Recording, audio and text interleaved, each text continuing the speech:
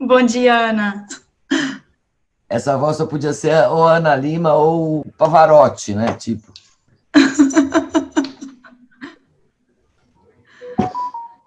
Zé, não sei se você quer puxar para a gente começar. Acho que estamos aqui, quando quiser. Tá, não, tava aguardando fazer as honras, É, mas fazendo-as então, e agora, solenemente, né, dar o bom dia a todos e todas. Não dá para fazer, não dá para ter São João, né, quiçá possa ser possível ter Carnaval daqui a alguns meses, mas a gente vai, de algum modo, conseguindo manter as interconexões e o trilho das nossas construções todas, né? Outro dia eu lembro de falar com a Juliana, não só com ela, né? Acho que tem vários parceiros e parceiras aqui, enfim, sobre esse empenho nosso em conseguir manter as coisas rodando num momento que, mais do que nunca, elas são imprescindíveis. Então, sempre a alegria da gente conseguir estar em momentos que são aqui, nesse caso, não só de atividade, né? Não só de dar sequência, mas de consolidar, né? De realização conjunta, de acumulando passos na caminhada. Eu acho, nesse contexto aqui das diretrizes, né, e aí já além da Grazi, na coordenação de conhecimento, do Gustavo na gerência de programas e Aline Vioto na coordenação de box, mas especialmente nesse caso a Ana Liviarida, né, que conduziu aí junto conosco todo esse trabalho de escuta, de pesquisa, de compilação. Eu acho que no trazer do contexto, vale para outro lado, eu falei aqui em caminhada, trazer um pouco uma visão de longo curso, né? A gente discutia até, bom, como é que, né, qualquer coisa que se faz hoje, como é que isso está conectado com o momento da pandemia? E eu lembro de nessa conversa a gente ponderar, bom, evidentemente sempre tem um momento de maior presença sempre na cena pública, né? Ou pelo menos maior demanda de presença na cena pública de todos e de todas nós. Mas, de fato, esse lançamento das diretrizes como algo que já vinha previsto e que dialoga, eu acho, com um curso muito mais amplo, muito mais estrutural, muito mais contínuo para o setor, né? E aí, eu acho que vale mesmo, sempre que a gente pensa nas diretrizes, a gente pensa nelas dialogando com um trilho de longuíssimo curso do setor, né? O GIF celebra, nesse ano, 25 anos, né? E no seu nascedouro, ali no DNA da existência do GIF, está esse chamado para o ambiente de filantropia e do termo que se adotou, então, de investimento social privado, até como uma forma de fazer ali a diferença com a ideia mais clássica, mais restrita, né, de uma filantropia associada à assistência, à prestação de serviços, né? De novo, com todo o valor que isso, que essa dimensão tem também, mas o chamado a uma mobilização de recursos privados para incidência na esfera pública, que pudesse ser, de um lado, estruturada, transformadora, orientada a resultado, a impacto, né? Quer dizer, como é que a gente contribui para transformar o contexto ou os contextos com os quais dialogamos, né? Para além de poder responder a efeitos negativos, perversos que eles têm, que exijam um trabalho de assistência, de apoio. Então, como é que a gente constrói práticas de gestão, de avaliação, de estruturação de ações de maneira contínua, de articulação entre elas, para esse sentido transformador e orientado à produção de resultados, de impacto, a maximizar, né? Aí vem a adoção do termo investimento social, né? A ideia de algo que é mais do que uma ação positiva, é um investimento, nesse caso, perseguindo o retorno de caráter social, de interesse público, né? Mas perseguindo o máximo possível de resultado, de impacto com os recursos e as energias que se mobilizam, etc. Esse é um lado. O outro lado, né, que obviamente se conecta com esse, era também nessa Constituição o chamado por um ambiente de filantropia e de investimento social, que para fazer tudo isso que eu falei, buscasse se conectar também com a incidência na esfera pública, no ambiente de construção de políticas públicas, de respostas públicas, em sentido mais amplo, né? Quer dizer, não é só para além da ação positiva, você ter, digamos, um bom projeto estruturado, com resultados, etc., mas é também entender isso como uma contribuição potencial para ajudar a construir soluções, respostas novas na esfera pública de modo amplo e para incidir nela, né? Então, como que também isso ajuda a construir experiência, expertise, massa crítica, processos, capacidades de forma articulada na sociedade, no poder público, nas universidades, etc. E, ao fazer isso, ajude a apontar caminhos para novas soluções no plano legislativo, no plano das políticas públicas governamentais, no plano das agendas públicas, para além dos governos também, nos temas com os quais lidamos, né?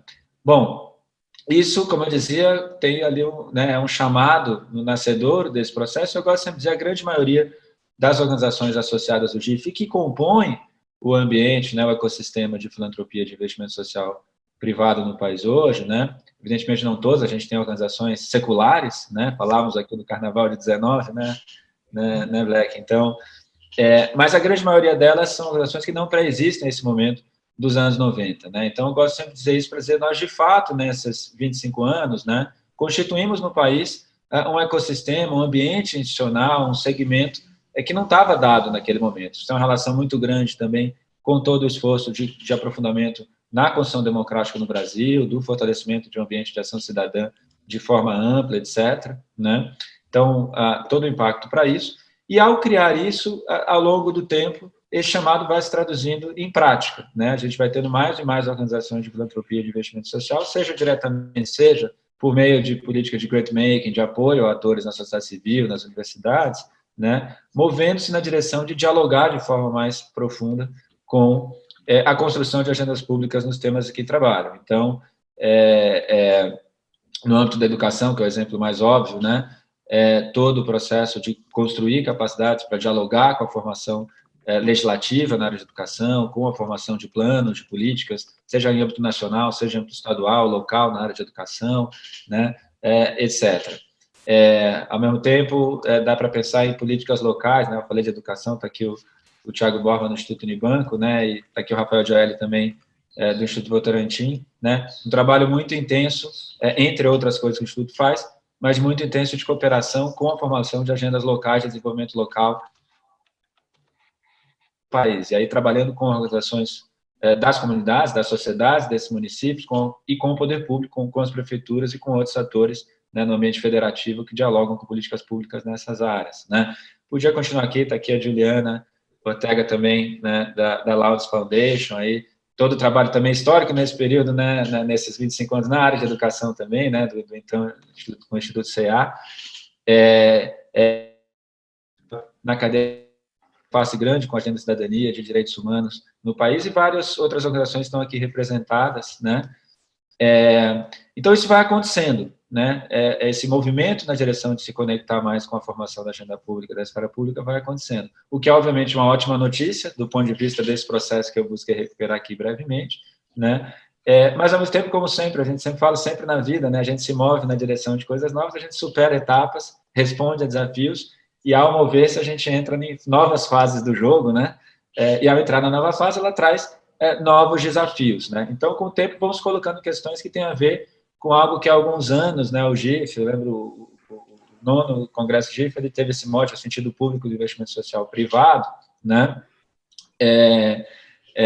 Com questões que têm a ver com como essa incidência, essa inserção na esfera pública do nosso segmento pode se dar de maneira mais positiva, tanto do ponto de vista da legitimidade, quanto do ponto de vista da eficiência, da efetividade, né? Então, né, coisas que o GIF já trabalhou nesses últimos anos, que requisitos, né, de prática de governança, que possam criar instituições mais duradouras, mais enraizadas e mais porosas à incidência, a receber inputs e contribuições dos vários agentes interessados envolvidos nas suas ações. Então, como é que você constitui conselhos que possam reproduzir essa capacidade de escuta, de porosidade ao diálogo com atores interessados, stakeholders, em cada organização, em cada tema, e como é que isso se reflete em práticas de escuta, de construção da governança, que requisitos de transparência, a gente tem os indicadores de governança e tem o painel de transparência para o setor, são recursos privados, mas estão incidindo na esfera pública, então, né, não é simplesmente dizer, olha, a gente não tem nenhum requisito de transparência, é preciso, de alguma forma, prestar contas, né, e agir com clareza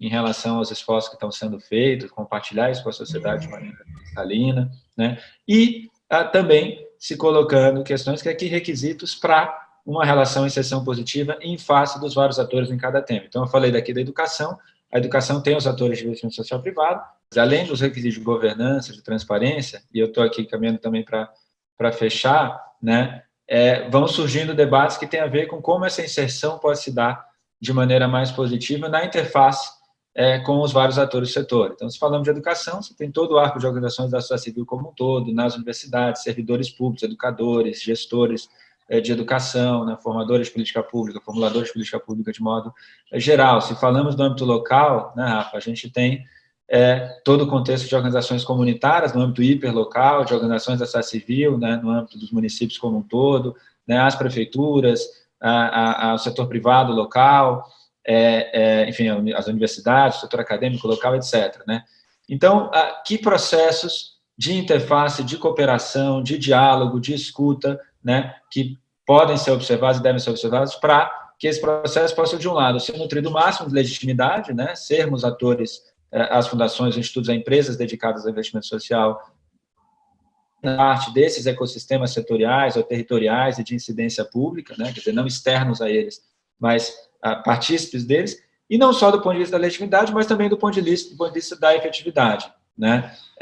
Tem essa expressão africana sempre evocada para falar de processos coletivos, né? Se quiser ir rápido, vá sozinho, se quiser ir longe, vá acompanhado, e eu acho que ela vale muito para construções públicas. Né? Incidir na esfera pública é necessariamente gerar processos que, de alguma forma, precisam fortalecer a malha de capacidades e de institucionalidades que produzem todos os dias a ação pública. Né? Cada escola, cada serviço público, cada organização atuando no âmbito local. Quer dizer, esta malha precisa se fortalecer, precisa ser densa e precisa ser capaz de absorver e de produzir, de coproduzir a massa crítica, as capacidades, as soluções que vão ser implementadas hoje, amanhã, depois de amanhã, daqui a 5 anos, daqui a 10 anos, e vão se enraizando. Né? Então, essa construção, eventualmente, ela envolverá, como a gente sabe, né, esforços, processos que podem, muitas vezes, ser mais lentos do que uma ação, digamos, unilateral, né? Mas ela, por outro lado, muito potencialmente, do ponto de vista da capacidade de irradiação e de perenidade e sustentabilidade,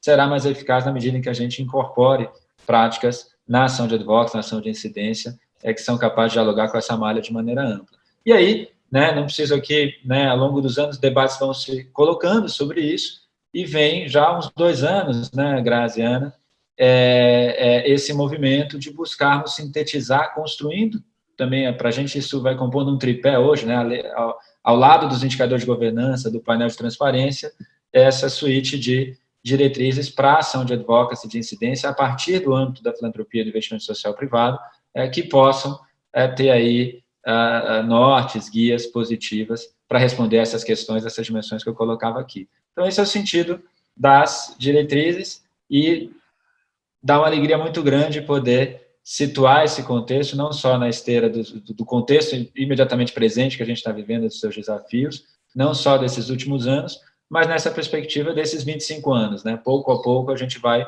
galgando degraus, acumulando camadas de sedimentos, não só expandindo, não só diversificando, mas também acumulando, sedimentando práticas novas e capacidades novas no setor e nos fazendo cada vez mais fortes, com repertórios cada vez mais diversos e articulados entre si. Então, acho que esse é o espírito das diretrizes, a gente buscar um tijolo, uma camada de sentimentos nessa construção, e o diálogo de hoje é poder conhecer um pouquinho do material e dialogar com pessoas que, de um lado, citei aqui, né, Juliana, Rafael, Tiago, Jaco, obrigado também, em nome de todos, todas nós, a participação, né, tão dedicados e dedicadas a essas ações de advocacy, de incidência a partir do setor no dia a dia. Está aqui a Andréa Gozetto também, né, especialista e acompanhando todo o debate do fortalecimento aí de práticas de advocacy e de incidência pública a partir da sociedade de forma ampla, né?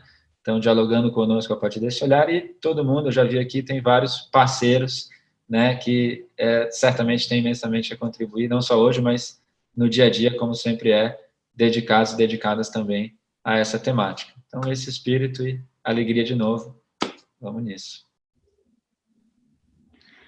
Valeu, Zé. Agora a gente passa para a Ana, que vai apresentar aqui para a gente a plataforma que nós estamos lançando hoje e contar um pouquinho mais das diretrizes, né, Ana? Exatamente. Obrigada, Zé, Grazi, também pela confiança e parceria, né, no desenvolvimento das diretrizes.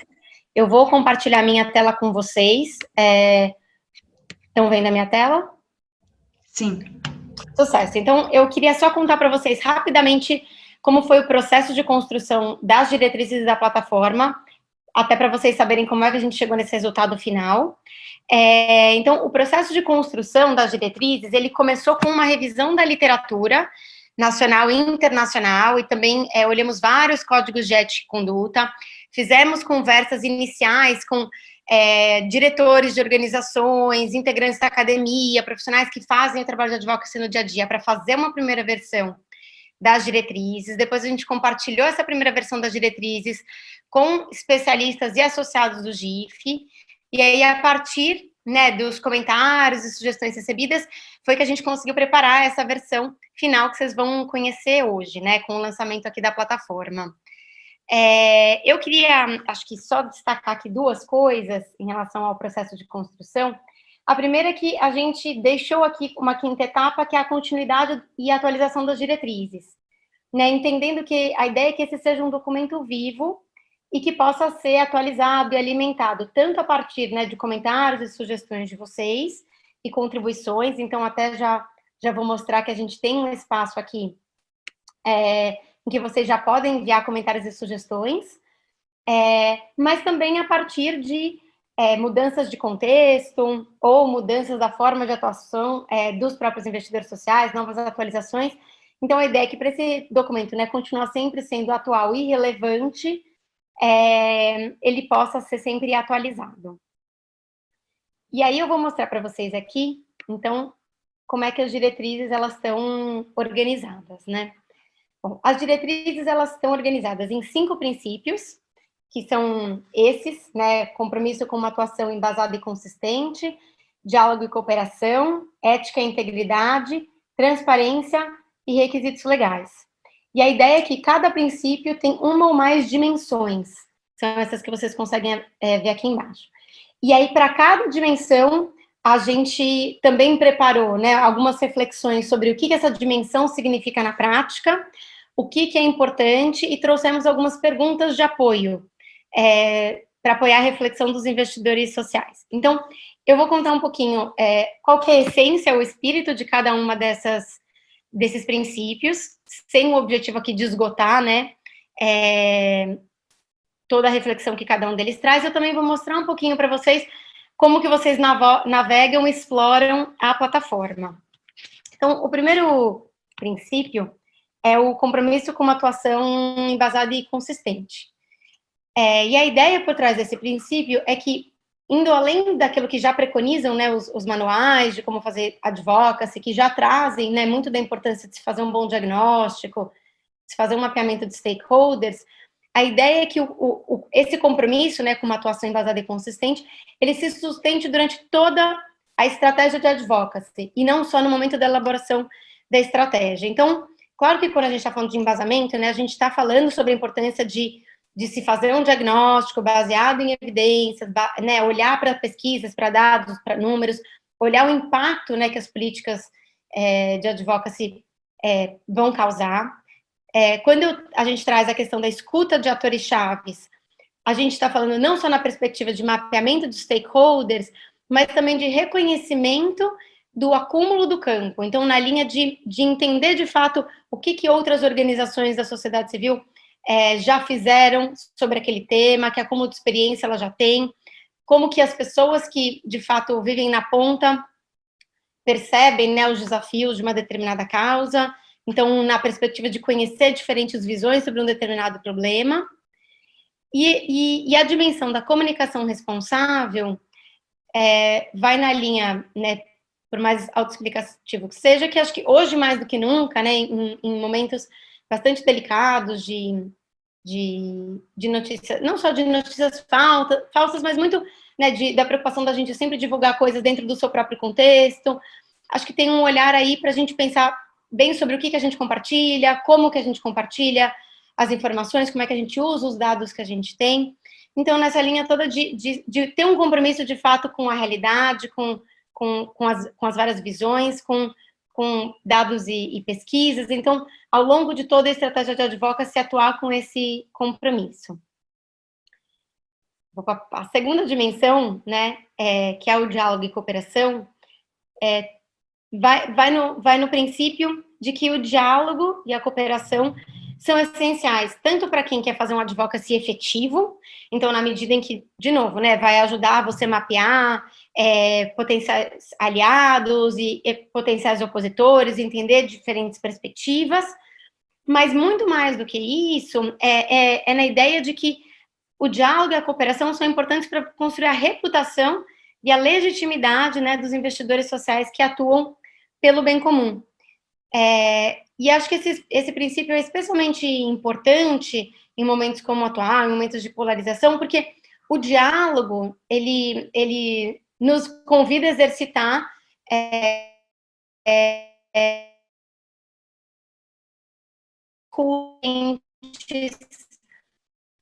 então, a ideia é convidar os investidores a olharem com bastante cuidado para essa perspectiva do diálogo. E aí, quando a gente fala de conexão com potenciais aliados, acho que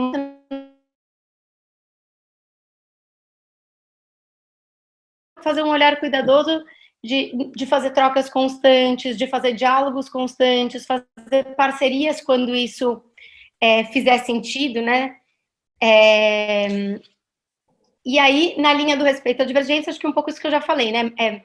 Não só respeitar as opiniões divergentes sobre um determinado assunto, mas muito de valorizar a pluralidade de ideias e a pluralidade de visões, né? Lembrando que se a gente quer construir uma democracia plural, é muito importante a gente também, né, escute, valorize e respeite pessoas que têm visões diferentes das nossas, né, quando a gente está falando de estratégias de incidência.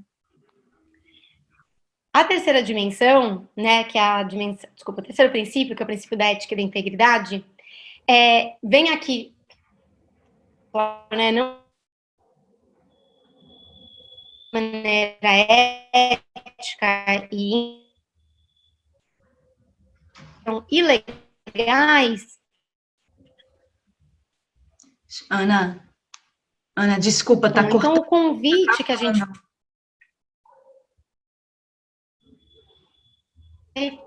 Oi, Ana, o som tá cortando um pouco. Será que você tirar sua câmera ajuda um pouco? A sua conexão melhorar?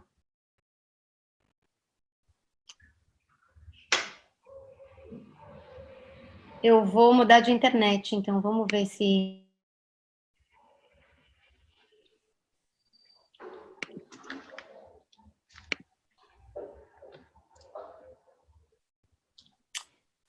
Vamos lá, eu troquei de internet, vamos ver se tá melhor. Tá cortando ainda? Não, agora acho que melhorou. Valeu, Ana. Desculpa interromper. Mas a tela dela tá congelada, né? Vocês estão me ouvindo? Ouvindo estamos. Então, não estamos mais vendo a tela. É. Tem que entrar e sair de novo no compartilhamento, talvez. Não, eu tô vendo o compartilhamento. Também tô vendo compartilhamento. Você tá com a gente ainda, Ana? Ah, voltou. Agora consegui. Tá. Então, vamos lá. Troquei de internet, vamos ver se ela colabora. Vamos lá. Vale a pena eu voltar no ética, a partir do ética. Boa. Então, bom, trazendo um pouco, né, qual que é o espírito desse princípio. Então, a ideia desse princípio, claro, não só é reforçar, né, a importância dos investidores atuarem de maneira ética e íntegra, mas que isso já é uma certa obviedade, mas acho que lembrar que tem determinadas atividades ou práticas que, muito embora não sejam ilegais, elas poderiam conflitar, né, com o interesse público ou com a construção do bem comum. Então, o convite que a gente faz com esse princípio e com as suas dimensões é convidar os investidores, né, a olharem para algumas dimensões e mapearem já de antemão situações que poderiam configurar, né, ou entrar nesse âmbito de conflito com o interesse público ou conflito com o bem comum, mapearem essas situações e regularem as suas práticas e compartilharem isso com os seus colaboradores. Por isso que a gente traz aqui, por exemplo, perspectivas de conflitos de interesse, né, de nível organizacional ou pessoal, a questão do recebimento e oferecimento de vantagens, a importância da representação direta, muito na linha, de novo, de convidar os investidores a refletirem sobre isso. Então, a ideia aqui não é dizer o que cada organização deve fazer, e aí eu vou entrar só para dar um exemplo, no caso dimensão, o convite que a gente faz nas diretrizes é sempre, por exemplo, né, olhando o que isso significa na prática, seria identificar situações em que os funcionários possam se beneficiar pessoalmente das ações de advocacy e estabelecer os mecanismos para lidar com essas situações. Então, de novo, aqui é sempre um convite à reflexão, muito mais do que dizer quais situações seriam essas e como, né, os investidores deveriam regular essas práticas. No caso do princípio da transparência, bom, a essência é que a transparência é um elemento-chave para a construção de relações de confiança, né, para a construção de reputação, para a construção de relações sólidas, para a construção de legitimidade. Então, a ideia é que, sendo os investidores privados, organizações privadas que trabalham pelo bem comum, atuar de maneira transparente, valorizar o princípio da transparência é super importante. E aí, o nosso convite, né, nas dimensões, é, de novo, convidar os investidores a refletirem sobre que tipo de informação eles estão disponibilizando, né, sobre as suas ações de advocacy, sobre as suas estratégias, sobre as suas interlocuções, refletir com qual periodicidade, de novo, sem a intenção de ser normativa ou de dizer, né, tem que ser a cada 3 meses ou a cada 6 meses, mas pensar para cada tipo de informação qual é a periodicidade adequada e também quais são os meios de divulgação adequados, né? Acho que já tem uma certa prática reconhecida da importância de se divulgar os relatórios anuais, mas aqui é pensar que existem sempre várias formas de divulgação. Então, a gente divulga as informações através dos sites, através de relatórios, através daquilo que as organizações publicam nas suas redes sociais, através de comunicados feitos por e-mail. Então, sempre pensar que, para diferentes tipos de informação e para diferentes públicos que têm que receber essa informação, a gente pode variar a periodicidade e os meios de divulgação. E aí, por fim, e aí, desculpa, só um parênteses em relação à transparência, que acho que é um disclaimer importante. Acho que, como regra, né, o que a gente, na hora de construir as diretrizes, ficou bastante claro que acho que vale a máxima de quanto mais transparência, melhor. Acho que quanto mais transparência, fica mais fácil para o diálogo com outras organizações, mostra uma habilidade da organização de prestar contas para a sociedade, mas acho que também vale a gente compartilhar que nas várias conversas que a gente fez para a construção das diretrizes, a gente ouviu muita preocupação no momento atual em relação à questão da segurança da estratégia, a segurança das pessoas e a segurança das organizações. Né, acho que no momento em que discordâncias muitas vezes acabam se transformando em ataques, em agressões, a gente faz essa explicação aqui, mas acho que vale comentar que acho que o princípio da transparência ele precisa ser modulado de acordo com a necessidade que é atual de garantir essa segurança, né, de proteger as pessoas que trabalham na organização e proteger a estratégia em alguma medida, né. Então, sempre pensar que tem essa nuance no caso do princípio da transparência. E aí, por último, no caso desse princípio dos requisitos legais, acho que a ideia é fazer um convite mesmo para os investidores olharem com bastante atenção para a legislação aplicável a quem faz advocacy. Em especial, atenção para o MIR-OSC, né, para o Marco Regulatório das Organizações da Sociedade Civil, né, e a Lei de Combate à Corrupção. E aí, de novo, garantir que as pessoas que trabalham para a organização, sejam elas funcionários ou colaboradores ou assessores internos ou externos, conheçam, de fato, né, os requisitos dessa legislação. Então, assim, estou dando um panorama bem geral, porque, assim, o tempo é curto, da essência de cada um dos princípios. Aí, eu acho que a minha ideia, e a Grazi aqui, é mostrar um pouco como que as pessoas podem explorar esses princípios na plataforma. E aí, eu já queria aqui só convidar vocês que, depois dessa visão geral, né, com os princípios das várias dimensões, a gente deu aqui opções de vocês baixarem o PDF completo das diretrizes, porque acho que é legal ir explorando cada uma das dimensões e cada um dos princípios, mas se vocês quiserem ter uma visão do todo, tem essa opção aqui. Então, eu vou entrar aqui no princípio dos requisitos legais, só para exemplificar.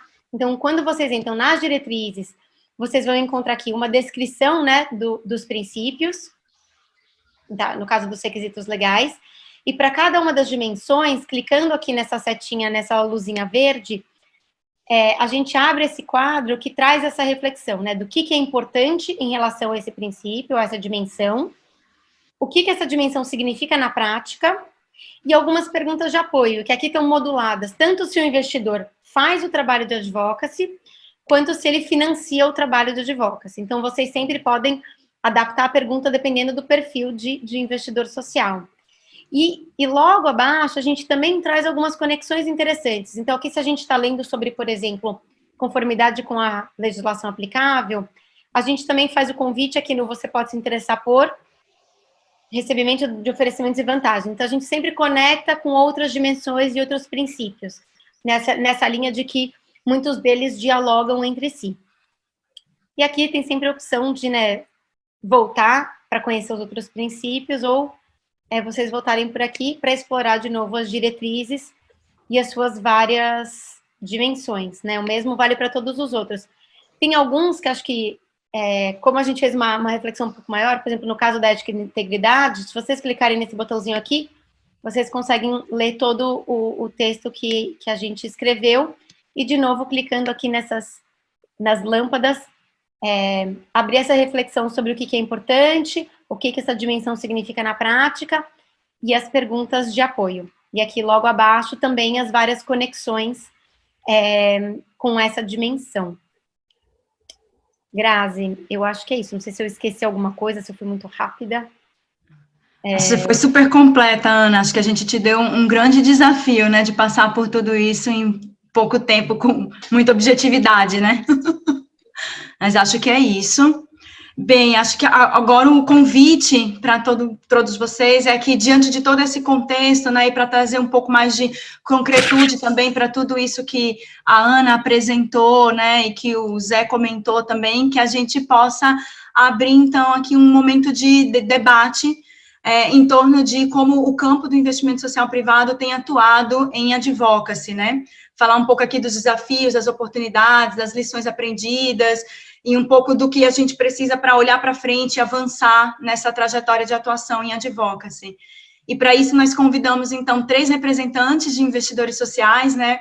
O Thiago Borba, que é gerente de planejamento e articulação institucional, que acho que aqui vale comentar, para quem recebeu os primeiros convites, o Thiago, ele está falando aqui pelo Instituto Unibanco, né, em nome do Ricardo Henriques, que era superintendente, né, do Instituto, e teve uma audiência, se eu não me engano, né, com a frente parlamentar, não é isso, Thiago? Então, acho que super conectado com justamente o tema que a gente está falando aqui agora, e foi uma coisa de última hora. Então, o Thiago está aqui super bem representando o Instituto com a gente. Nós convidamos também a Juliana Ortega, que é diretora executiva da Lounge Foundation, e o Rafael Gioielli, que é gerente-geral do Instituto Votorantim. E, além disso, para trazer uma visão um pouco da academia, complementar um pouco esses olhares do campo do investimento social privado, a gente também está contando nesse debate com a Andréa Gozzetto, que, dentre vários chapéus, né, Andréa, é idealizadora do MBA em Economia e Gestão de Relações Governamentais, e de um curso de curta duração de Advocacy e Políticas Públicas, da FGV. E aí a Andréa vai trazer um pouco essa perspectiva mais acadêmica, digamos, da academia para a gente, né? Bem, acho que sem muitas delongas, queria já começar o debate e convidar o Thiago para trazer um pouco das perspectivas de uma atuação do investidor social, né, que atua em políticas públicas mais macro do campo, principalmente aqui no campo da educação. Acho que o Instituto Unibanco é um super representante, né, um ator super relevante nesse campo de atuação, que é uma temática, né, um espaço de atuação de advocacy muito importante para o campo do investimento social privado, né, tanto pelo tema de educação, quanto pela forma, né, como essa atuação se dá aqui. Então, Thiago, por favor, passa a palavra para você. Obrigado, Grazi. Bom, primeiro eu quero aqui só saudar o GIF, os seus 25 anos, a gente esteve juntos aí na Assembleia Geral semana passada, em nome do Zé Marcelo, parceiro de longa data. Obrigado, Zé, de novo aqui nos reencontrando. E pela iniciativa dessa elaboração aí das diretrizes, e das dimensões, dos princípios e tudo mais. A cumprimentar a Juliana, o Rafael, a Ana Lívia, a Andréia, a Graziela, de novo, obrigado. Ontem fizemos um ajuste aqui, eu e Grazi, no final do dia, para conseguir estar aqui de maneira completa, substituindo o Ricardo, justificar a ausência do Ricardo. A Grazi já falou, ele foi chamado de última hora para para compor lá a mesa da Frente Parlamentar de Educação, que está acontecendo nesse momento também, dialoga aqui com o nosso tema, obviamente, outras fundações e institutos estão lá também, e peço desculpas, está tendo uma obra do lado da minha casa, talvez vaze o som de um martelo ou de uma serra por aqui. Vou tentar concentrar aqui meus 5, 8 minutos, Grazi. O Instituto ele tem como a missão e foco de trabalho contribuir para a melhoria da educação pública brasileira a partir da gestão. Ou seja, a gente sabe que a gestão em educação não é a panaceia para resolver todos os problemas e questões históricas ou atuais da educação, mas acreditamos que aprimorar a gestão permite o avanço contínuo da educação. E o Instituto trabalha, estou dando esse preâmbulo antes, em 3 eixos: um eixo de pesquisa e produção de conhecimento em educação, um eixo de implementação própria de programas e projetos, acho que vários de vocês que estão aqui conosco hoje conhecem o Jovem de Futuro, e dentro dessa implementação tem o desenvolvimento de soluções para serem implementadas em parcerias público-privadas com secretarias estaduais de educação, e o fomento, o grant-making a instituições, etc. E o advocacy é uma coisa transversal a esses 3 eixos. Eu vou aqui ilustrar a concretude do que a gente faz um pouco, nesses 5, 8 minutos aqui, diante do que a gente faz nas secretarias, com as secretarias estaduais e com o fomento. Então, esse nosso advocacy, ele está direcionado em demonstrar que gestão em educação faz diferença para a garantia do direito à aprendizagem de todas e todos, para o desenvolvimento integral dos estudantes e das estudantes e para a garantia dos resultados educacionais. Então, a nossa gestão é uma gestão para resultados. A gente, obviamente que os resultados, nas métricas atuais, temos o IDEB, que às vezes algumas pessoas falam que ele é insuficiente, mas é um indicador importante, sintético, histórico, que a gente persegue também com as redes.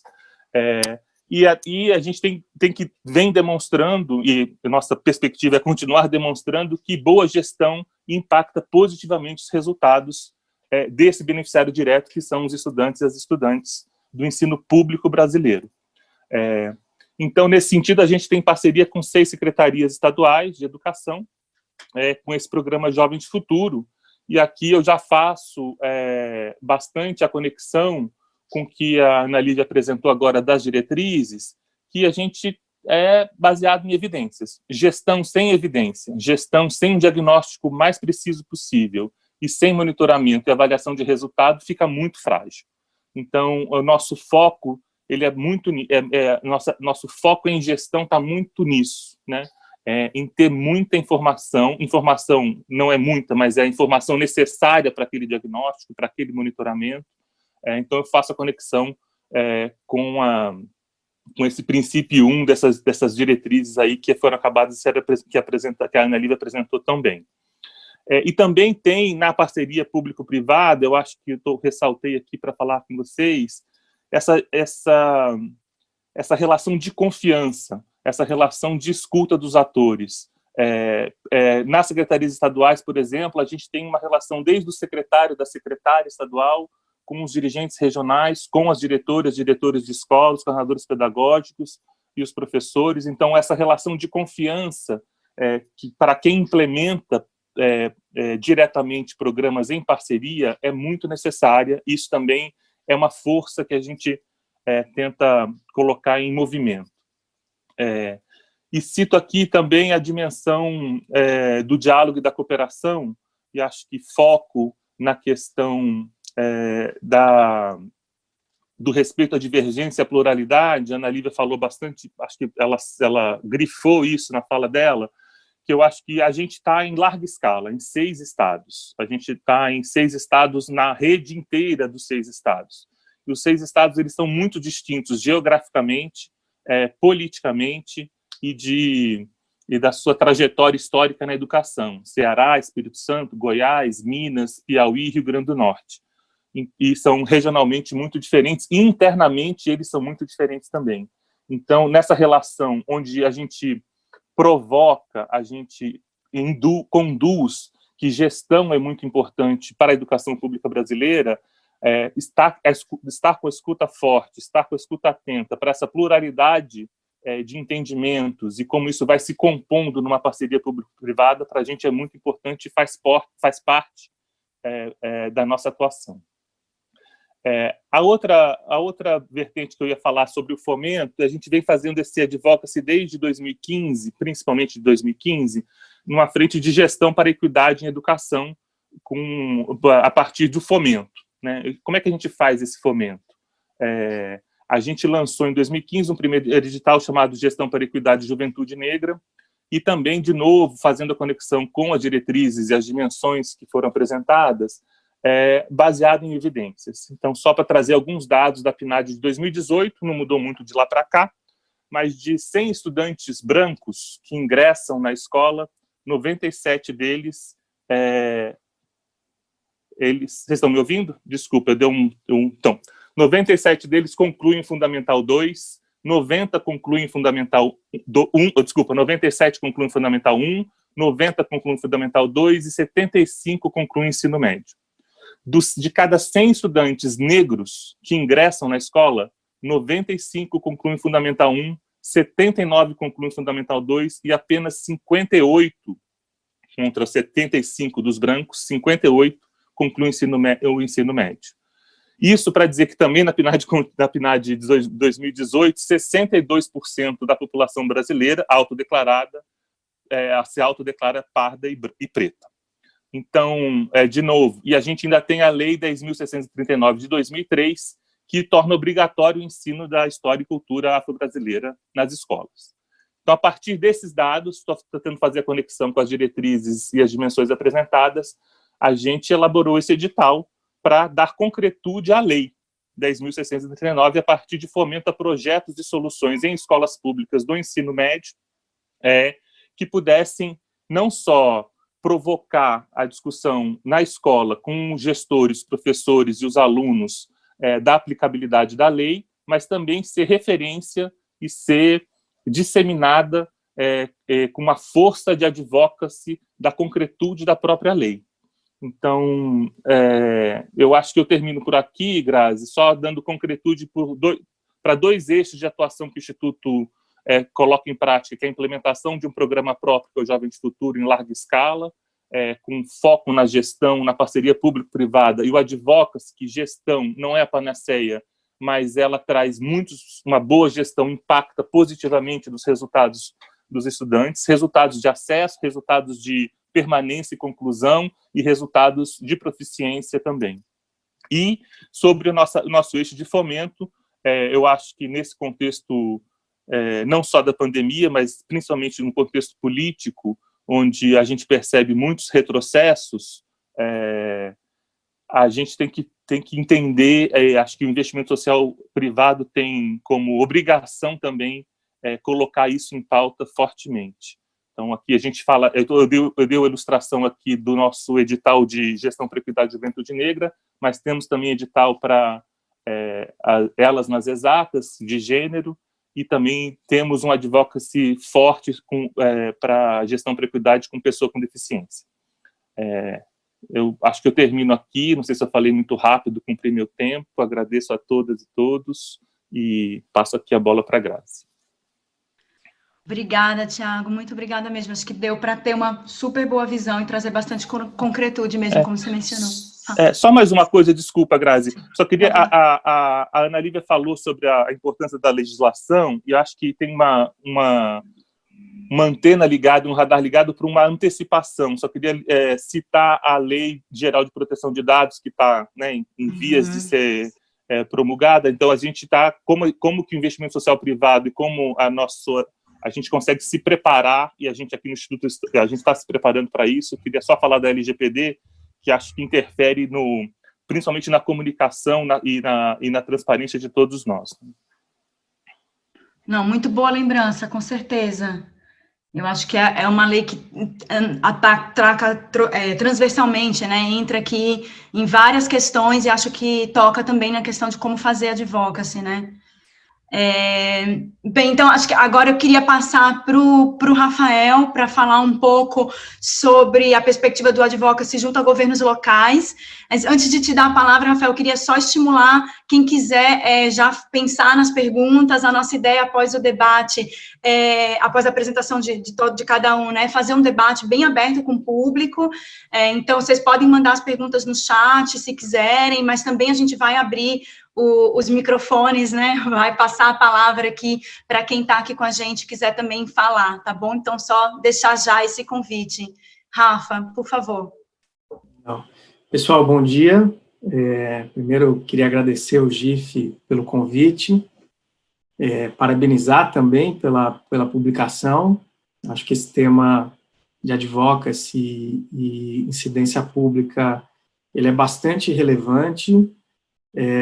Acho que nesse momento, talvez mais ainda, né, seja pelo contexto político, pelo volume de debates aí em torno de políticas públicas, inclusive para a área social, né, ou para as áreas sociais, né, educação, saúde, assistência social e tantos outros. Acho que a gente vive um momento de muita disputa aí entre visões, e esse trabalho de advocacy faz muito sentido. E acho que também pela questão toda de uma gestão responsável desse processo de advocacy, né? A gente sabe que o advocacy, de certa forma, é a articulação aí de interesses privados ou setoriais numa esfera pública, e eu acho que fazer isso de uma maneira legítima, com os cuidados, né, seguindo a legislação, embasado em diagnósticos ou evidências, como o Thiago falou, eu acho que são aspectos super relevantes. Então, vejo que esse material aí que o GIF organizou com o apoio da Ana Lívia é muito bem-vindo para a gente poder fazer melhor, né, aquilo que, de certa forma, está dentro do escopo aí do setor do investimento social privado. Então, eu queria parabenizar o GIF por todo esse esforço e essa publicação. Acho que também a troca aqui vai ser bastante rica, né, nas diversas visões aí que o setor pode ter sobre o tema, né. E aí, acho que, de certa forma, a ideia, né, de eu trazer um pouco a visão do Instituto Votorantim aqui é falar como a gente vem trabalhando isso na esfera local, né, ou na esfera municipal. E aqui acho legal, talvez, a exemplo do que o Thiago fez, contar um pouquinho sobre o Instituto e por que esse é o nosso modelo de advocacy ou de incidência, né? Acho que isso tem muito a ver com o modelo nosso de operação, né? O Instituto Votorantim, ele é um instituto corporativo, né? Ele não é um instituto familiar, e ele, de certa forma, trabalha para qualificar e organizar os esforços na área social da Votorantim, né? Hoje, a gente vai muito além do investimento social privado, né? A gente olha para temas de negócio, como o negócio faz sua gestão social, socioambiental, aspectos de ESG, mas uma parte muito relevante do nosso trabalho tem a ver com o investimento social privado que as empresas fazem e que a gente tem a missão de ajudar a qualificar, né, e extrair mais resultados para a sociedade desses recursos. E uma característica muito relevante, muito importante da Votorantim é a capilaridade, né? A gente está presente com operações, com estruturas de negócio em mais de 300 municípios no Brasil, né? Municípios muito variados nas suas realidades, né? De grandes capitais como São Paulo, Rio e Recife, né? Para municípios muito pequenos, né?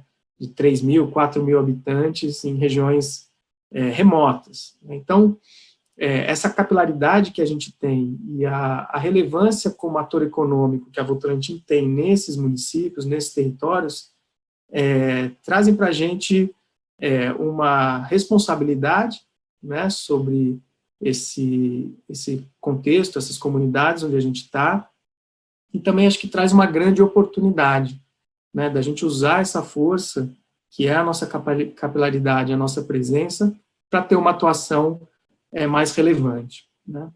E, de certa forma, a gente reconhece, sempre reconheceu no Instituto Votorantim, que o grande responsável, né, pela gestão dos temas sociais, dos temas de interesse público, né, o grande responsável por executar as políticas sociais são os governos, né?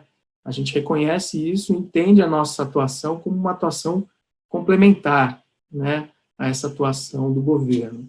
E uma clareza que a gente tem há algum tempo é que, num país, né, com as características do Brasil, né, com a dimensão do Brasil, com um volume tão grande de municípios, de estruturas governamentais locais, nem sempre a gente encontra nesses territórios as capacidades plenamente desenvolvidas para a execução, vamos dizer assim, das obrigações dos governos, né? E se a gente pensa nas prefeituras, principalmente, a gente está falando da atenção básica em saúde, a gente está falando do ensino infantil fundamental, né? A gente está falando da assistência social, que são aspectos muito relevantes, né? É a estrutura governamental mais próxima do cidadão, com obrigações muito relevantes, mas nem sempre estruturas plenamente capacitadas para execução dessas tarefas, né? Então, a gente entendeu o nosso papel e vem atuando muito fortemente em garantir e fortalecer as capacidades desses governos locais para que eles executem aí o seu papel da melhor forma, né? Atuando sempre de forma complementar.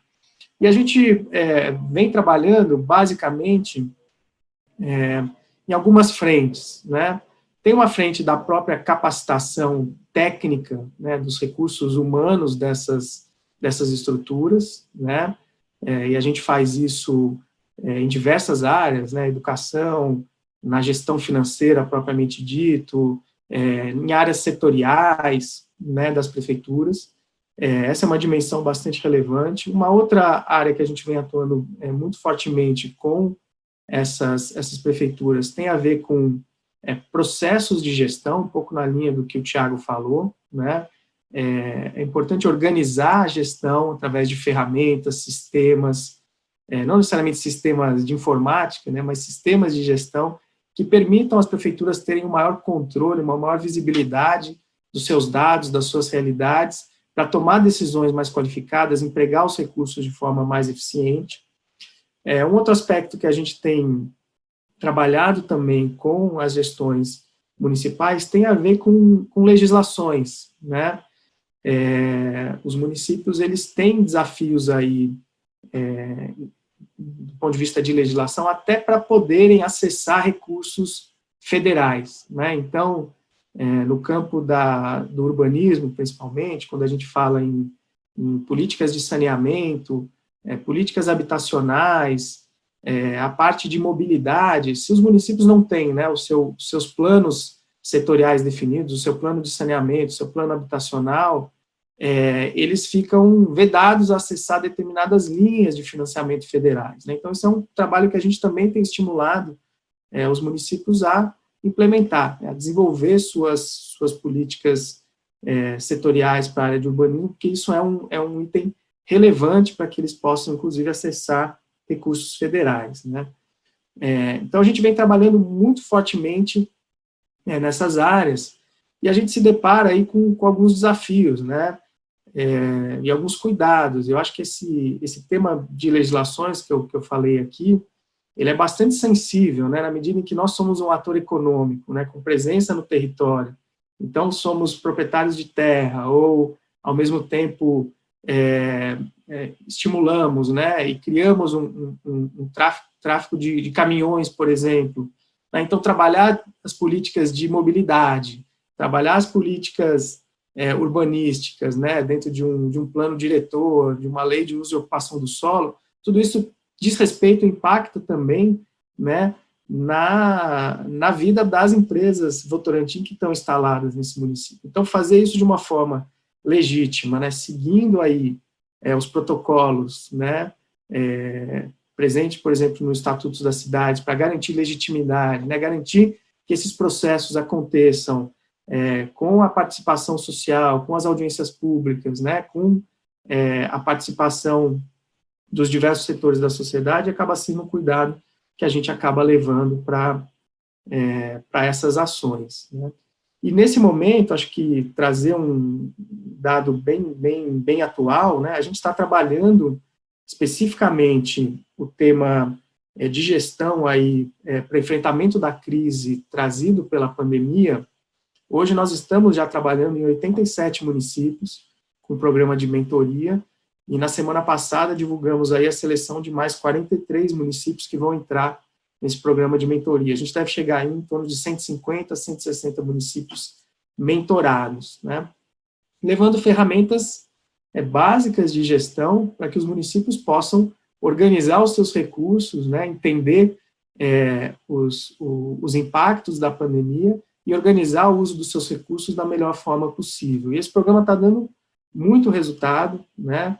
E ainda hoje cedo a gente estava falando de uma situação, e para a gente ver como o Brasil é carente e essa atuação é relevante e necessária, né? Ainda hoje de manhã a gente estava falando de uma situação em Sobral, né? Sobral é um município super reconhecido pela sua capacidade de gestão na área de saúde, na área de educação, mas na área de saúde vivendo desafios gigantescos, né? Então, hoje cedo a gente estava comentando sobre o feedback que a gente tem tido da Secretaria de Saúde de Sobral sobre esse apoio de gestão que a gente tem dado para eles, né, e de ferramentas, e quanto isso tem feito a diferença no momento como esse. Então, estou querendo dizer isso para falar o seguinte, que o Brasil é grande, é complexo, né, os temas aí relacionados, né, à gestão de políticas sociais pelas prefeituras, eles são diversos, e não necessariamente uma prefeitura que performa muito bem num tema vai performar em outro, né, e aí é que a gente vai achando, muito com base no que foi dito pelo Tiago, pelo que está escrito aí nas diretrizes, com base em diagnósticos, em evidências, em estudos, a gente vai construindo essas intervenções de uma forma legítima, transparente, e que possa dar uma contribuição verdadeira. Então, vou encerrar por aqui, Grazi, para não tomar muito tempo, acho que depois a gente conversa, mas queria deixar claro isso, a nossa estratégia, o nosso jeito de fazer advocacy tem a ver com essa incidência local, né? Entendendo a nossa legitimidade como um ator que faz parte dessas comunidades, que tem um impacto econômico, social e cultural nessas comunidades, então a gente se vale dessa responsabilidade e dessa capacidade para fazer isso da melhor forma possível. Depois a gente pode debater um pouquinho mais, tá bom? Obrigada, Rafa, por essa super boa apresentação aí, essa perspectiva de como vocês atuam. Queria trazer, então, a Juliana para trazer um pouco sobre o lado de quem apoia organizações da sociedade civil no desenvolvimento de ações de advocacy, né, aqui não na perspectiva de quem faz diretamente, né, mas de quem apoia organizações para desenvolver ações de advocacy. Juliana, por favor. Legal. Tá. Grazi, tá fácil para você projetar isso? Não o projeto? Sim, gente, eu trouxe claro, alguns slides aqui, mas também porque a gente está com uma nova organização, uma nova identidade, e aí ajuda vocês também a conhecerem um pouquinho dessa nova cara da Laudes.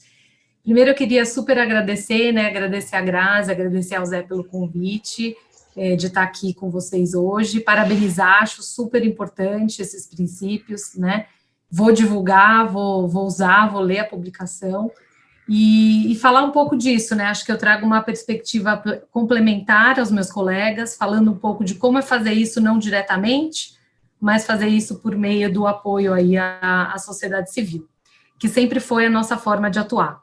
Então, eu vou começar apresentando um pouquinho quem é a Laudes Foundation, pode passar, por favor, Grazi. Que acho que poucos conhecem, né, pode passar para o próximo. Desculpa, estou tentando aqui. Aí foi. Tá. Na verdade, a Laudes, ela no final do ano passado, nós tivemos uma grande mudança no Instituto CIA, né, em que uma parte do trabalho que nós fazíamos, que era todo o trabalho mais voltado para a moda, para a transformação da indústria da moda, ele passou a ser feito pela Laudes Foundation, que é uma organização global e independente, não é uma organização, não é uma fundação corporativa.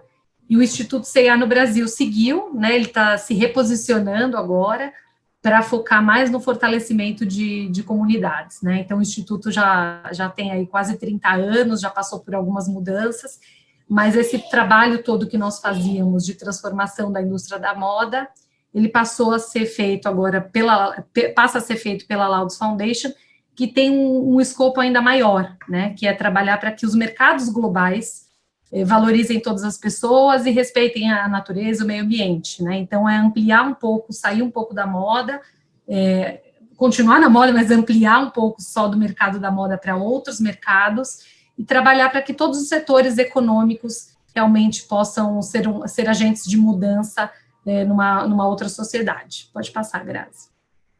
Então, na verdade, aqui eu vou mostrar no próximo onde nós estamos focando, né? Então, a moda continua sendo um dos vetores aí de transformação, mas trabalhamos também agora em outros setores novos, né? Como o mercado financeiro, então trazendo aí um pouco de como que a gente constrói uma nova economia, e também trabalhando no setor de construção civil, para ampliar um pouco esse impacto que nós temos. Aqui no Brasil, por enquanto, nós ainda continuamos bastante focados na moda, e os exemplos que eu trago aqui também têm a ver com isso.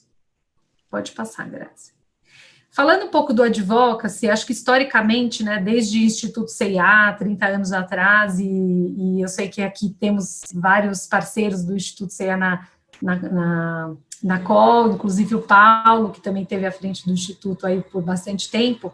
A nossa opção sempre foi de fazer o advocacy por meio das organizações da sociedade civil, entendendo que elas estão no campo, né, estão mais próximas da realidade, teriam mais credibilidade para fazer também esse trabalho. E isso se dá, no nosso caso, tanto por apoio financeiro quanto apoio técnico, né? Então, por um lado, nós promovemos oportunidades de capacitação, como é fazer advocacy, quais são as ferramentas, e, por outro lado, também recursos para que as organizações possam investir tempo nisso, construir base de dados, fazer pesquisa, dedicar tempo das pessoas para isso, pagar as viagens, né, a Brasília, enfim, tudo isso custa, né, então a gente investe nas organizações para isso.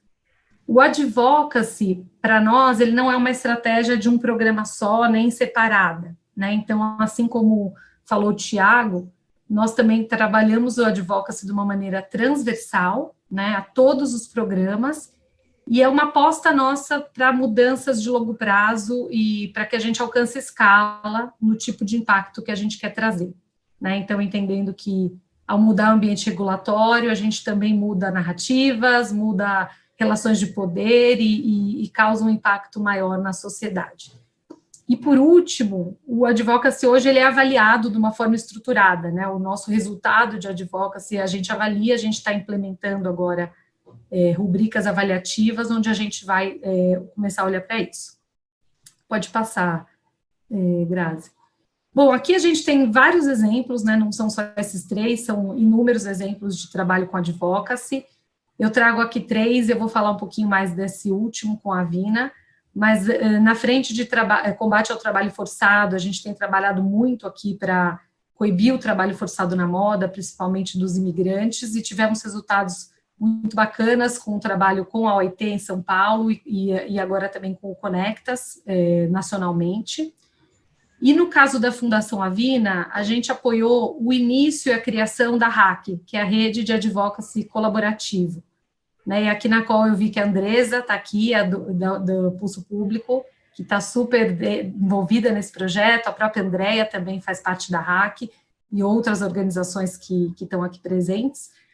E a RAC, na verdade, hoje é um grupo de organizações da sociedade civil que já somam 82 e que juntas discutem uma série de pautas e propõem um advocacy feito de uma forma colaborativa, né? Então, em temas que vão desde a agenda socioambiental, de Amazônia, mudanças climáticas, agrotóxicos, a temas como direitos humanos, transparência e integridade, trabalho decente e nova economia. Né? Então, nasceu como um grupo bem menor, que foi ganhando força depois, e a gente já vê várias conquistas, né? No ano passado, por exemplo, a RAC teve um papel importante na revogação do artigo 5º da MP 870, que era aquela MP que buscava um controle, um monitoramento pela Casa Civil das organizações sociais, né, e que isso não era bom para o campo, e a RAC teve um papel super importante nisso, assim como agora em toda a discussão de como seria esse projeto da renda básica emergencial. Então, é um projeto que a gente pode falar mais depois, nas perguntas, mas que dá muito orgulho. Pode passar, Grazi. O GIF também é super parte da RAC, faltou dizer isso, né? E aí eu finalizo aqui com o que a gente tem aprendido nesse processo, né? Eu acho que, primeiro, a importância do apoio institucional, né, da gente destinar recursos para as organizações da sociedade civil, apoio esse que tem diminuído muito e vai diminuir ainda mais, já está diminuindo no contexto de pandemia. As fundações e institutos se verem como um ator importante na promoção de um ambiente mais democrático, que advocacy, investir em advocacy é uma estratégia de longo prazo, né? Então, se a organização tem um conselho que está mirando mais resultados de curto prazo e médio prazo, isso precisa ser conversado e discutido. A importância de flexibilidade, né? Então, o contexto mudou, como que esse recurso que eu dou pode ser usado de uma outra forma, como eu ajusto o meu investimento para o contexto. E acho que uma coisa que dialoga muito também com as diretrizes que a Grazi trouxe, que a Ana trouxe, é trabalhar com um grupo de visões diferentes, né? Então, buscando uma convergência possível, apesar das diferenças que sempre vão existir entre os atores. Então, acho que é isso, gente. Estou disponível aí para mais perguntas, se tiverem. Vou fazer uma opção, então, para a gente poder abrir efetivamente para o debate, que eu acho que nesse tipo de evento é o que é mais legal, né? Deixar as pessoas participarem. Eu vou falar bem rapidamente de algo específico que chamou minha atenção nas diretrizes, tá? E vou fazer apenas um chamamento para reflexão, como os próprios princípios, as próprias diretrizes fazem, e depois a gente pode aprofundar, então no debate, né? Bom, primeiro dizer que, além de acadêmica, hoje eu sou ativista, né? E sou extremamente grata aí à RAC por ter me dado essa oportunidade. Eu entendo que isso realmente mudou a minha vida, porque uma coisa é você olhar para o fenômeno do ponto de vista teórico, outra coisa é você participar do dia a dia das organizações que fazem advocacy, né? Então, esse último ano em que eu compartilho a minha vida com a RAC tem sido extremamente rico, né? E algo que me chamou muita atenção nas diretrizes, então já pulando aqui para as minhas contribuições, foi a questão que a Ana Lívia trouxe com relação aos requisitos legais, né? Por que isso chamou a minha atenção? Porque é muito inovador, né? Por que é muito inovador falar de requisitos legais quando nós estamos conversando sobre advocacy? Porque o advocacy no Brasil, ele é um termo em disputa, ele é um conceito em disputa. De certa forma, as organizações da sociedade civil, elas se entendem como as únicas legítimas a fazer advocacy, né?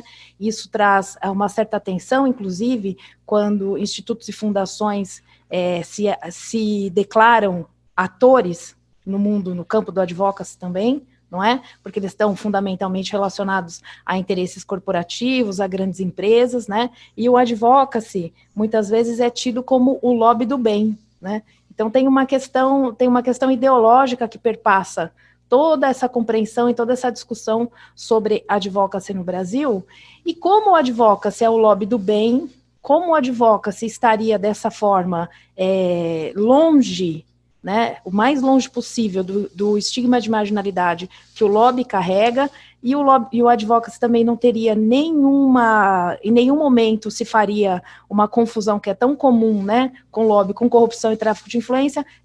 Esse requisito legal, essa dimensão legal, ela realmente não é levada,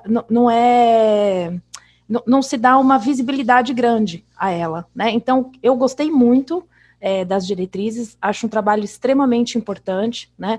Vem trazendo elementos para que o advocacy ele vá se profissionalizando no Brasil, né? Porque eu entendo a advocacy como uma alternativa à representação eleitoral, e uma característica muito importante do advocacy é que aqueles que o fazem se auto-intitulam representantes de determinada causa, né? Então você tem uma representação auto-autorizada, que leva a problemas de legitimidade e representatividade, né? E como é que eu resolvo isso? Gostei muito das falas do Tiago, do Rafael e da Gil, porque colocam justamente isso, né? É uma preocupação com o beneficiário, uma preocupação com a transparência, é uma preocupação com o diálogo, isso também as diretrizes traz muito fortemente. Então, é só assim que a gente consegue, de certa forma, vencer esse desafio que a representação autoautorizada traz no que tange à legitimidade e à representatividade.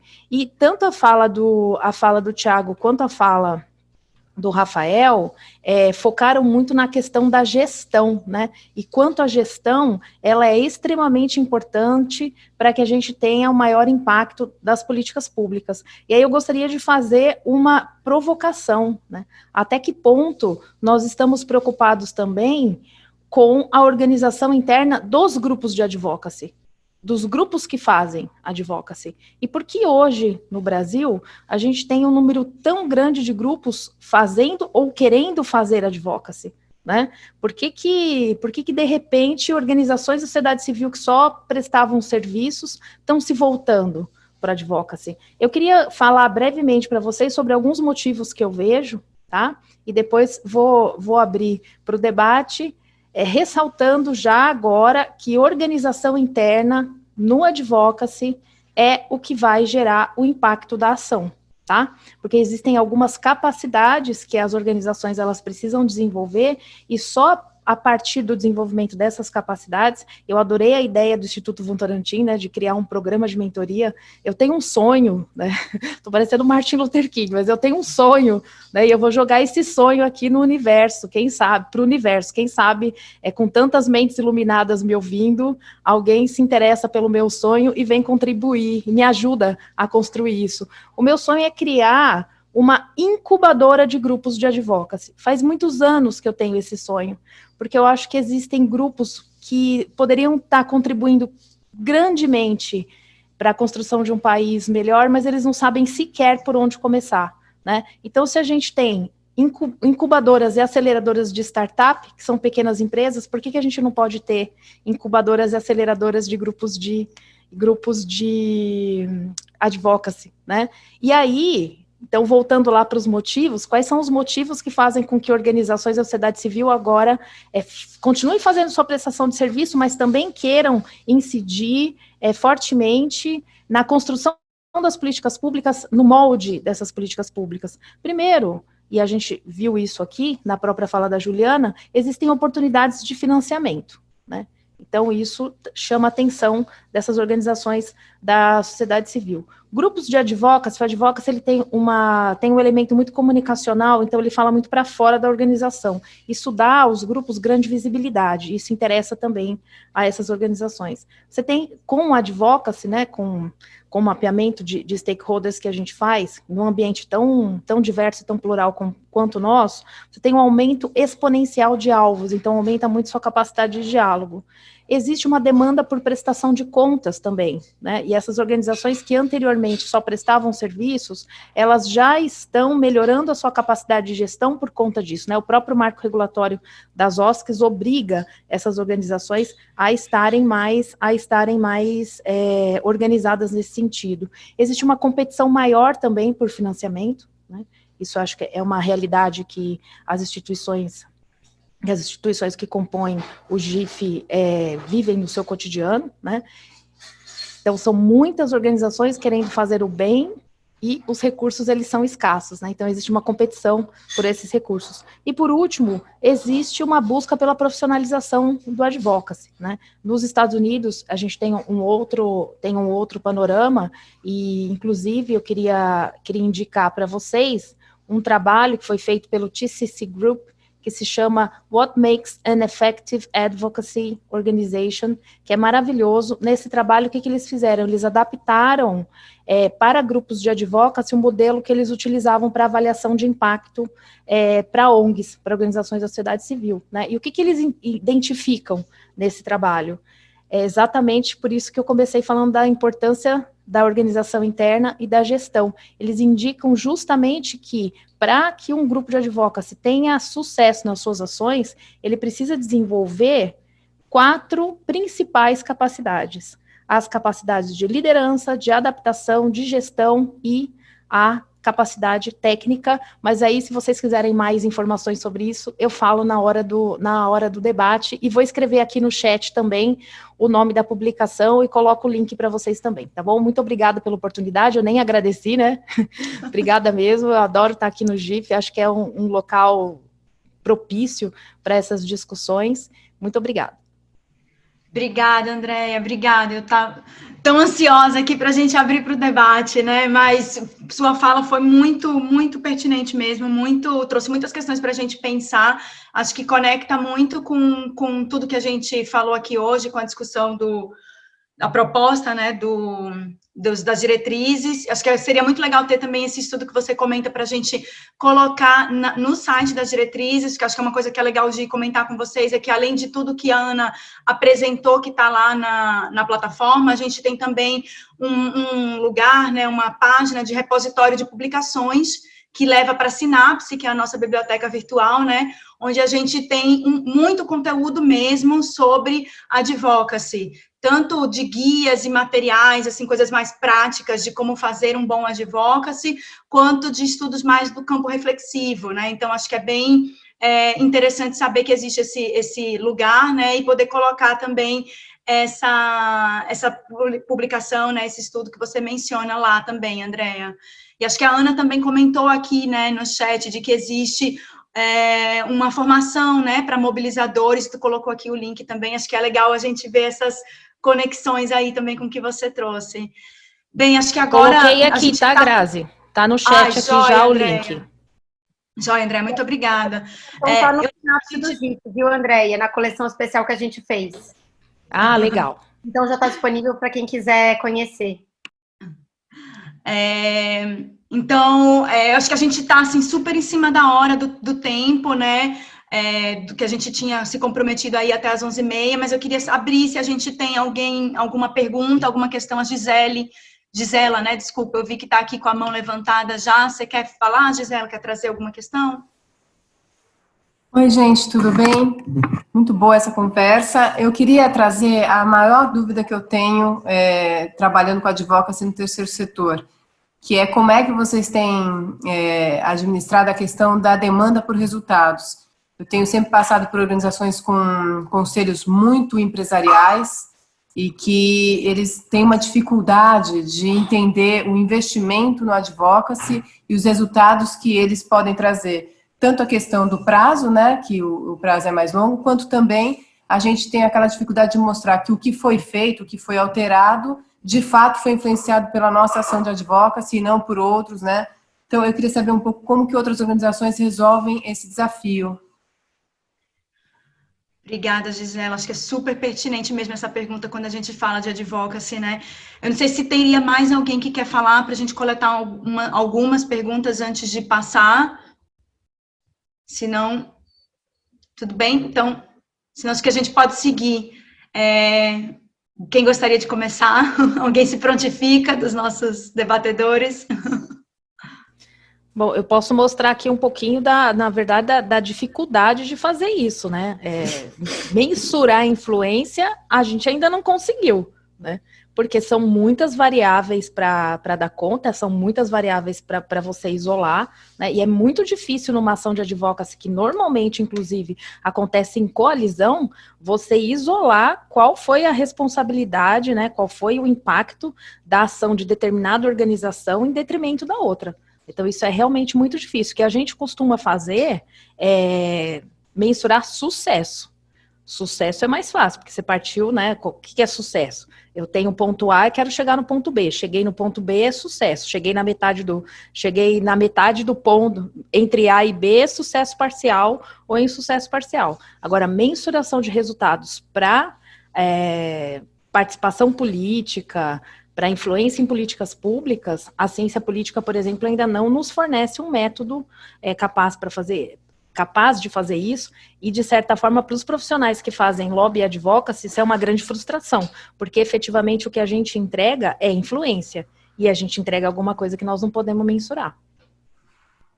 E eu acho que esse é o maior desafio do advocacy, porque como ele não é mensurável, para quem tem uma história de terceiro setor, isso é completamente normal, né? Eu acho que faz parte da característica da nossa atuação, mas com a crescente participação de gente que vem do mundo do setor privado nos conselhos, eu estou sentindo cada vez mais uma pressão para nos expurgar do advocacy, porque afinal, o que você faz como diretor, né, como gestão da instituição? Se o teu conselho pressiona por resultado, e advocacy é um negócio difícil de mostrar resultado, você começa a desviar cada vez mais a tua atuação para coisas concretas e deixando de lado uma coisa tão importante, porque, como vocês falaram, amplia para caramba o impacto, porque você está fazendo agora mundo, né, ou Brasil, ou o que quer que seja, muito maior, você também é longo prazo. Então, assim, é uma pena, né? Eu não sei muito como resolver isso. Eu posso comentar rapidamente, Grazi? Na verdade, assim, a gente... o João está até aqui também de avaliação, né, da Laudes, ele sabe muito mais do que eu, né? Mas a gente tem muito explicado para os nossos governors, né, o board, os comitês e tal, a diferença também entre atribuição e contribuição, né? Então, tem projetos que você está sozinho, você é uma ação, foi atribuído a mim esse resultado, enquanto que a advocacy é muito mais essa dimensão da contribuição. Não é você sozinho, não é possível saber quantos por cento se deve a você, quantos por cento se deve ao contexto, ao outro. Então, acho que tem um papel muito grande nosso de educar os nossos conselhos para entender essa diferença.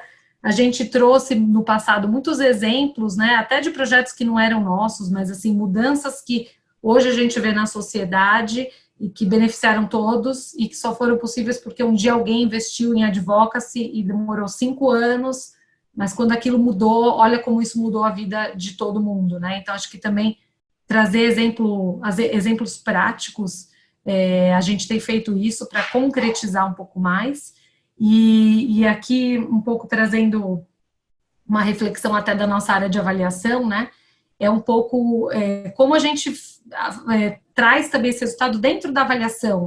Muitas vezes contrata uma avaliação independente, ou a gente faz essa avaliação dentro de casa, mas que chegando nas perguntas certas, a gente consegue mostrar com evidências que sim, aquele grupo de pessoas ou aquela organização teve sim uma influência de alguma forma naquela mudança, né? Então, é menos palpável e se você é uma fundação que tem muito projeto de advocacy e poucos onde você consegue atribuir para você o resultado, é mais difícil, mas eu entendo que se está dentro do mix também de investimentos, eles lidam um pouco melhor com essa falta de concretude tão rápida, né?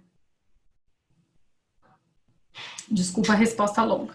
Muito bom. Rafa, Queria comentar, eu acho que no nosso caso a gente não tem o advocacy como uma finalidade, né? Assim, nosso objetivo não é, a princípio, fazer advocacy, apesar da gente fazer incidência, né?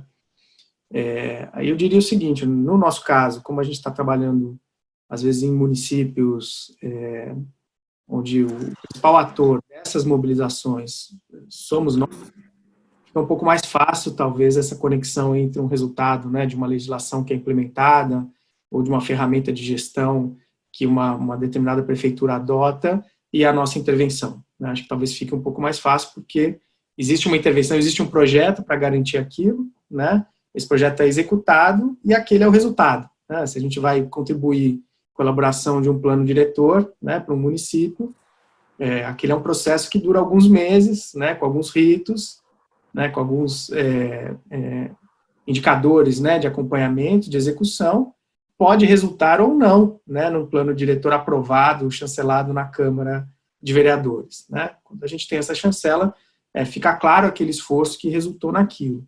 Agora, eu acho uma coisa interessante, e aí talvez uma contribuição para esse diálogo com o seu conselho, o setor empresarial, ele faz advocacy também, né?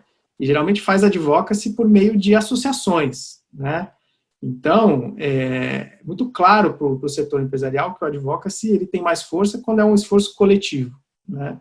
Quando você reúne atores em torno de uma temática que tem capacidade de mobilizar, né, um entendimento técnico e político em torno de alguma questão. Então, talvez dialogar nesse sentido, né? Assim, as empresas vão fazer o seu advocacy em temas de interesse através das suas associações setoriais, por exemplo, né? Isso dá mais força, né? Então, não vejo a necessidade de também atribuir a uma organização especificamente uma mudança numa legislação, na medida em que aquilo, para ser legítimo, precisa representar interesses de muitas forças, né?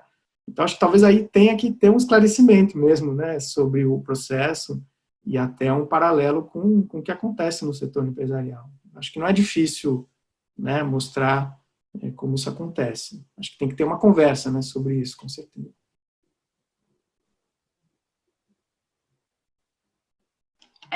Perfeito, Rafa, obrigada. Se vocês puderem ficar um pouquinho mais, quem puder, claro, né? E aqui perguntando também para os nossos debatedores da disponibilidade, a gente tem mais uma pergunta no chat.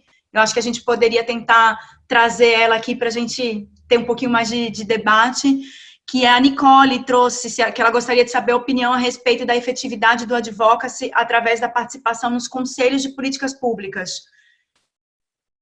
E talvez a gente pudesse também amarrar um pouco essa pergunta com um olhar mais para esse momento. Acho que também muitos de vocês trouxeram um pouco isso nas suas falas, né? De qual é um pouco do impacto e como está a relação, a situação, a atuação em advocacy nesse momento, né, político, econômico e de crise da pandemia. Mas talvez a gente pudesse, para amarrar um pouco a conversa de hoje, trazer essa perspectiva mais para esse contexto atual, né, e falar um pouquinho disso também, quais são os impactos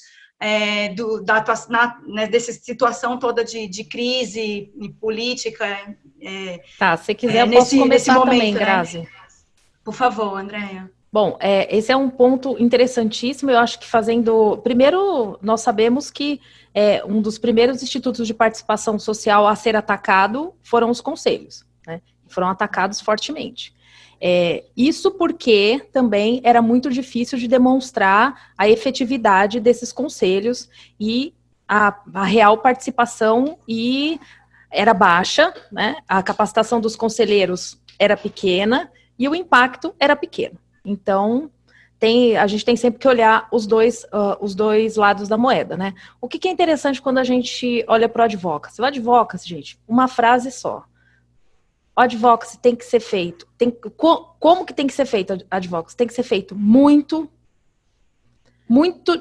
tudo e muito de tudo ao mesmo tempo, tá? Então, se eu for eu vou utilizar na minha estratégia de advocacy absolutamente todas as oportunidades que eu tiver para levar o meu tema, para levar o discurso para a esfera pública. Então, entram os conselhos também. Hoje, como os conselhos certamente estão enfraquecidos, eu não construiria uma estratégia de advocacy apostando todas as minhas fichas nos conselhos. Mas, obviamente, que é um espaço privilegiado de participação social que precisa ser utilizado. Tá? Então, só aqui para terminar a frase. No advocacy, eu preciso fazer tudo, eu preciso fazer muito e eu preciso fazer tudo ao mesmo tempo para ter impacto. Essa é a grande dificuldade. Grazi, eu posso comentar? Por favor, por favor. Só tentando responder comentar o questionamento da Nicole, o Instituto Unibanco não tem experiência de assento em conselhos de políticas públicas, etc., nem é nossa intenção de ter, mas eu acho que eu estou bem contemplado com as falas anteriores sobre o advocacy ser coletivo, e queria só trazer, talvez, um comentário mais provocativo, que, assim, diante do contexto, acho que o seu questionamento, inclusive, Grazi, que a gente está vivendo, nem sei se chama mais polaridade isso que a gente está vivendo, mas, enfim, mesmo antes da pandemia e tudo, né, o contexto da pandemia só agrava isso tudo, agrava bastante, né, nesse caso, mas é que o espaço público ele estava numa trajetória dessa percepção, desse entendimento que ele é uma obviedade, ele não é exclusivamente estatal. Obviamente, o Rafael falou bem, né, o Estado tem suas atribuições, os seus compromissos, a sua atuação determinada, etc., etc. Mas o espaço público é da sociedade civil organizada, é do setor privado, é também do investimento social privado, é também da academia, cada um com sua atribuição. Então, não sei se está fazendo muito sentido, mas queria dizer que esse retrocesso nesses últimos tempos, em termos de legitimidade do espaço público, enquanto público, na natureza da palavra mesmo, eu acho que é o que as organizações deveriam fazer coalizão para perseguir e progredir, porque é de todos nós. Então, a gente tem que, aqui no Instituto Unibanco, a gente quer colocar a educação como pauta, a gente brinca aqui dentro nas nossas conversas, da sala na mesa de jantar de todo mundo. A educação pública, 82% da matrícula da educação é na educação pública brasileira. A sociedade brasileira passa pela educação pública brasileira.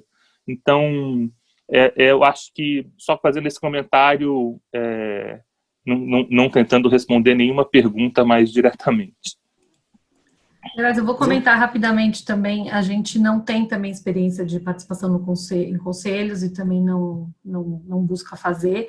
Eu acho que só comentando um pouco da pandemia, né, eu acho que para nós, olhando do ponto de vista do financiador, acho que entra muito aquela questão do que eu disse da flexibilidade, né, então, de entender o que mudou para as organizações que a gente apoia em advocacy e o que mais eles estão precisando, né, então, no caso da RAC, com a chegada da pandemia, eles viram que eles precisariam estruturar um sistema de cyber advocacy, com tecnologia, com segurança digital, com ferramenta de análise de dados mais potente, e a gente conseguiu fazer um aporte adicional dentro do contexto Covid, para que isso fosse feito e o trabalho não parasse, né? Então, acho que tem uma questão de flexibilidade.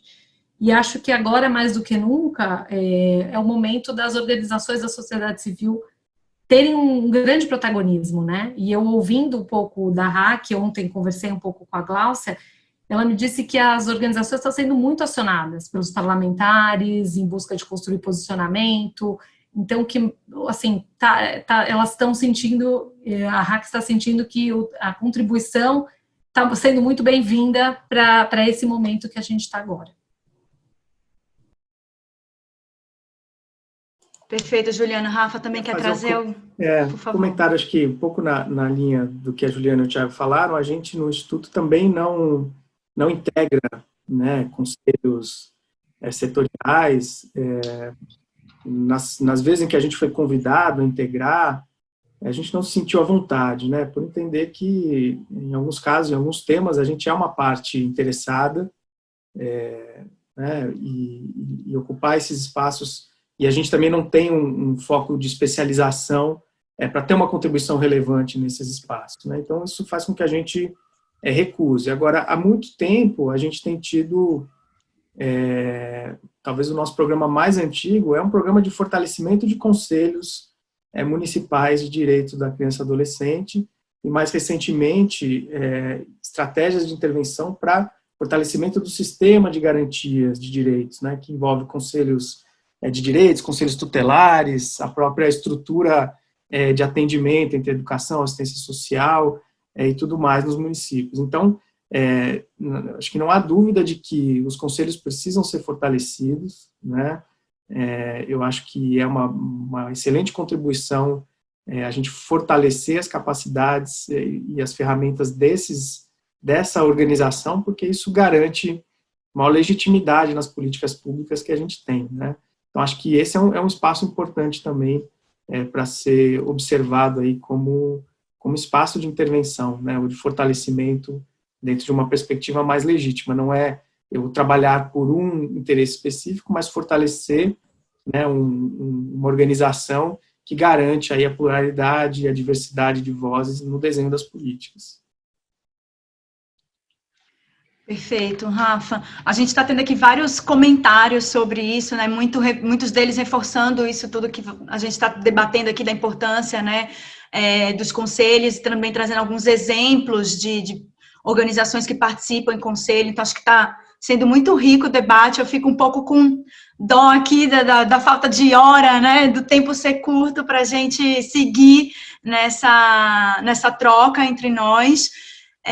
Mas eu acho que a gente teve realmente tocou em muitos pontos muito importantes. Acho que é um começo, né, de um debate que a gente precisa seguir aprofundando, seguir trabalhando em cima dele. Acho que esse contexto da pandemia e de toda essa questão política que a gente está vivendo traz ainda mais forte, né, o olhar para a importância do advocacy, né, para como tudo isso impacta as nossas ações de advocacy. A Regina trouxe aqui também uma outra pergunta que eu acho até que a Juliana já tocou um pouco, que eu acho que tem a ver com tudo isso, né, da importância da gente investir nas estratégias de advocacy nesse momento. Acho que toda essa discussão que a gente trouxe hoje trouxe muito essa conclusão, né?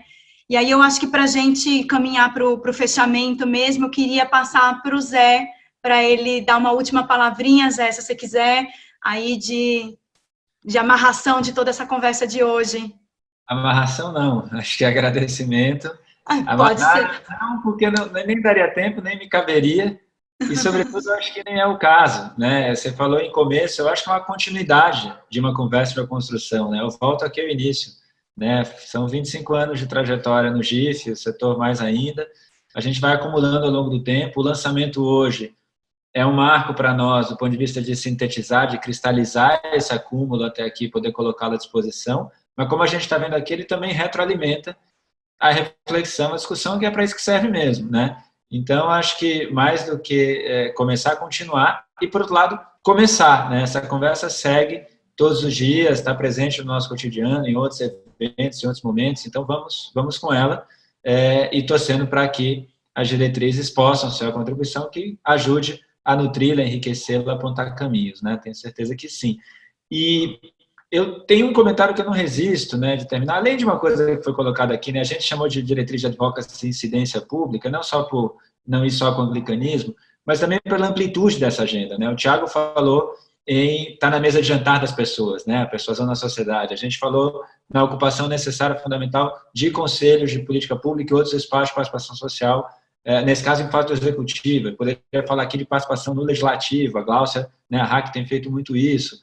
Ana Lívia, além de sintetizar isso, poderia trazer milhões de coisas sobre advocacy online, nos espaços de esfera pública contemporâneos, âmbito local, legislativo nacional, etc. Né? Então, primeiro tem visto essa amplitude, mas o que eu queria trazer aqui, enquanto estava se falando aqui nesse debate da avaliação de impacto e do tempo de maturação, o Rafael trouxe isso, né? Puxa, o setor privado faz advocacy em outras instâncias na sua agenda privada, né?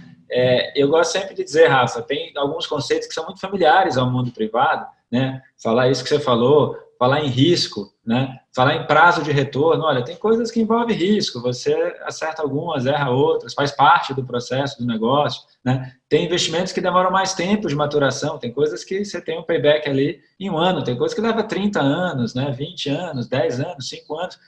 São conceitos muito familiares quando a gente fala e muito naturais da vida privada, no entanto, a gente tem, ou parte dos setores, sobretudo os atores mais no âmbito privado, tem dificuldade de transpor com naturalidade para a esfera pública. Eles existem também na construção pública, né?